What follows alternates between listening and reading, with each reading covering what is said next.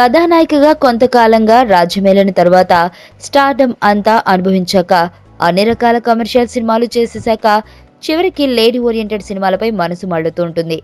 Career చివరి దశలో మంచి నటి అనిపించుకోవాలన్న ఆత్రం ఎలానో ఉంటుంది. అందుకే నాయిక ప్రాధాన్యం ఉన్న చిత్రాలు అప్పుడప్పుడు టాలీవుడ్ తలుపు తడుతూ ఉంటాయి.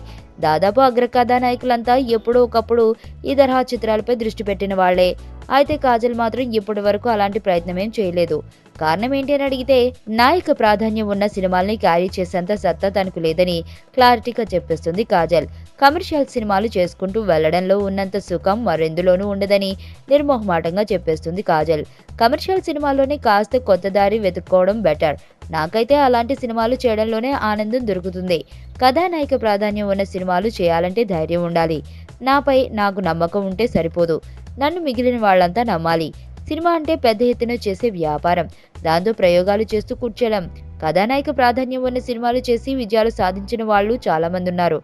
కానీ నాకంత సీన్ లేదనిపిస్తోంది అంటూ బోల్డ్గా స్టేట్మెంట్ ఇచ్చేసింది కాజల్. సో కాజల్ నుంచి ఆ తరహా సినిమాలు వచ్చే అవకాశం లేదన్నమాట.